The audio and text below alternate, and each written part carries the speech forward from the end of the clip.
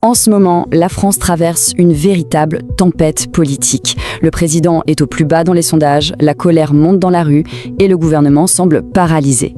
Alors, comment en est-on arrivé là? C'est ce qu'on va décrypter ensemble. Tout commence avec un chiffre, un seul chiffre, qui en dit long sur la tension actuelle, 17%. 17%, c'est donc le taux d'approbation d'Emmanuel Macron. C'est un plancher historique, vraiment du jamais vu depuis son élection en 2017. Ce chiffre, ce n'est pas juste une statistique. Non, c'est le symbole d'une frustration très profonde qui est en train de monter dans tout le pays. Mais attention, cet effondrement dans les sondages ne sort pas de nulle part. Il est directement alimenté par une immense vague de colère qui déferle en ce moment même dans les rues de France. Les experts des sondages, comme Frédéric Dabi de l'IFOP, le disent très clairement. Une majorité de Français se sentent perdus, déconnectés de leurs dirigeants. Et ce qui est peut-être le plus marquant, c'est que ce soutien s'effrite même chez les électeurs qui, d'habitude, étaient les plus fidèles au président. Et cette colère, elle n'est pas du tout silencieuse. Elle s'est exprimée très fort dans les rues le 18 septembre dernier. Ce jour-là, d'après les syndicats, c'est plus d'1 million de personnes qui ont manifesté partout en France. 1 million. C'est une démonstration de force assez impressionnante.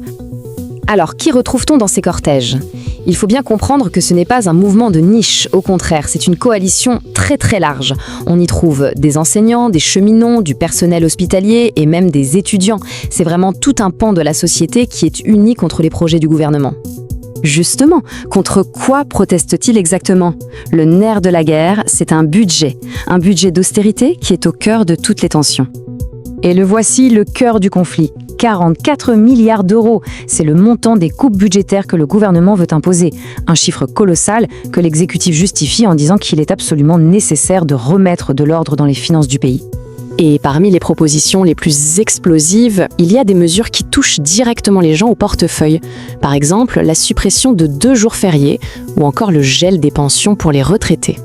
Mais alors, pourquoi une telle cure d'austérité ?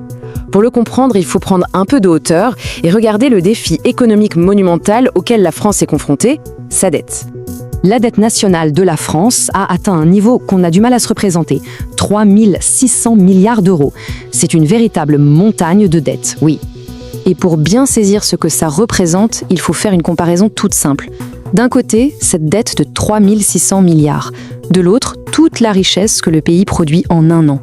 Eh bien, le constat, il est sans appel, la dette est désormais plus grande que l'économie elle-même.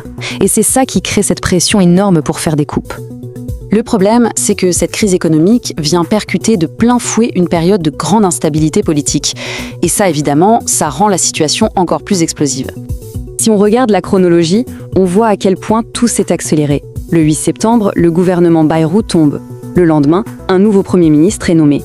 Et à peine 10 jours plus tard, le pays est à l'arrêt. C'est une escalade fulgurante. Voilà qui nous amène à aujourd'hui, au moment présent, c'est-à-dire une confrontation à très haut risque entre les syndicats et ce nouveau gouvernement, qui est encore très fragile. En résumé, voilà où on en est du bras de fer. D'un côté, les syndicats qui exigent le retrait pur et simple du budget et plus d'impôts sur les plus riches. De l'autre, le gouvernement qui ne veut rien lâcher sur les 44 milliards de coupes et qui maintient que la réforme des retraites est une priorité. Ce sont vraiment deux visions du pays qui s'affrontent. Et pour faire monter la pression d'un cran, les syndicats ont posé un ultimatum. Ils ont fixé une date limite, le 24 septembre. Ça transforme ce conflit politique en une véritable course contre la montre, avec la menace de nouvelles grèves massives si rien ne bouge. Alors que tout le pays retient son souffle, la grande question reste entière. Est-ce que cette crise peut encore être résolue? Ou bien, avec un gouvernement minoritaire, une popularité en chute libre et une partie de la nation en grève, est-ce que la France se dirige tout droit vers de nouvelles élections et peut-être une refonte complète de son paysage politique?